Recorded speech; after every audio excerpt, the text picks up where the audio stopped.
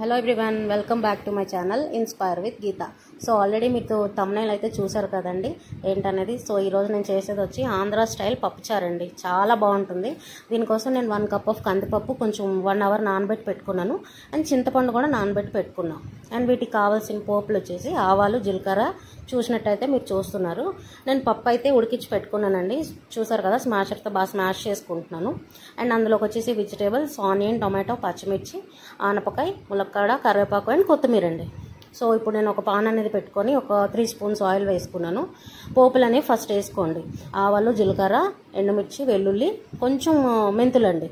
ఇవి బాగా ఫ్రై అవ్వాలండి. సో నెక్స్ట్ మనం ఏవైతే వెజిటేబుల్స్ కట్ చేసి పెట్టుకున్నామో అవి యాడ్ చేసేసుకోండి. వెజిటేబుల్స్ అనేవి మీ ఇష్టం అండి, ఆప్షన్ ఏవైనా తీసుకోవచ్చు. ఇందులో మీరు క్యారెట్ ఇంకా దోసకాయ వేసుకోవచ్చు. నేనైతే వేసుకోవట్లేదు, నా దగ్గర ఉన్న వాటితో నేను చేసుకుంటున్నాను. సో ఇప్పుడు వెజిటేబుల్స్ అన్నీ యాడ్ చేసేసుకోండి. ఒకటొకటిగా ఒకేసారి వేసేసుకోండి, ప్రాబ్లం ఏం లేదు.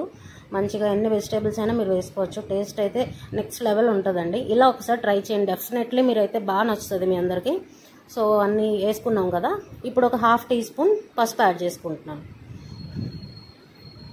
అండ్ 1 స్పూన్ వరకు సాల్ట్ అండి. జస్ట్ ఈ ముక్కలు ఉడికేంత వరకే మనం వేసుకుంటున్నాం. ఇప్పుడు బాగా కలిపి మనం లిడ్ అనేది క్లోజ్ చేసుకోవాలి. ఈ విధంగా చేయడం వల్ల అండి టేస్ట్ అయితే చాలా బాగుంటుంది. ఒక్కసారి ట్రై చేయండి ఫ్రెండ్స్, ఈ విధంగా ట్రై చేయండి. సో 5 మినిట్స్ తర్వాత మనకు 50% వరకు బాయిల్ అయిపోయినాయండి వెజిటేబుల్స్ అనేవి.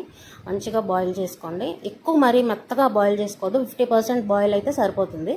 అండ్ నెక్స్ట్ ఇందులోకి నేను ఒక 2 స్పూన్స్ వరకు కారం వేస్తానండి. సో ఒక్కసారి మంచిగా కలుపుకోండి. కారం వేసిన తర్వాత అన్నీ రెడీ చేసి పెట్టుకుంటే చాలా సింపుల్గా అయిపోతుందండి వంట అనేది. పెద్ద కష్టం ఏం లేదు, 10 to 15 మినిట్స్లో అయిపోతుంది. ఐ స్వేర్, నిజంగా ఇలా ట్రై చేయండి, చాలా బాగుంటుంది. అండ్ ఇప్పుడు ముందుగా మనం పప్పు ఉడకబెట్టి పెట్టుకున్నాం కదా, మంచిగా స్మాష్ చేశాను, అందులో అయితే వేసుకుంటున్నాను. ఒకసారి మళ్ళీ కలుపుకోండి పప్పు వేసుకున్నాక.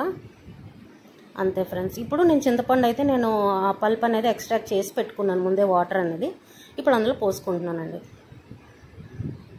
మనకి ఎంత కావాలన్నది చిక్కదనం ఆర్ పలచగానే ఉంటే బాగుంటుంది, చిక్కగా బాగోదు.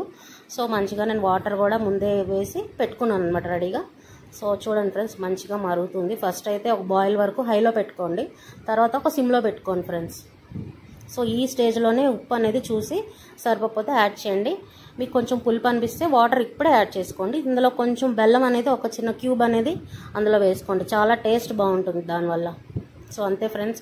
అండ్ ఇక్కడ మెయిన్ ఇంకొకటి చెప్పాలి ఫ్రెండ్స్, మీకు ఒక చిన్న ట్రిక్. మీకు తెలిస్తే ఓకే, తెలియని వాళ్ళ కోసం చెప్తున్నాను ఈ ట్రిక్ అనేది. జీలకర్ర మెంతి పొడి అండి, ఇది నేను 1/2 టీ స్పూన్ అండి, 1/2 టీ స్పూన్ నేను ఇందులో వేసుకుంటున్నాను. దీనివల్ల ఫ్రెండ్స్ చెప్తున్నా నెక్స్ట్ లెవెల్ ఉంటుంది ఫ్రెండ్స్, స్మెల్ అనేది.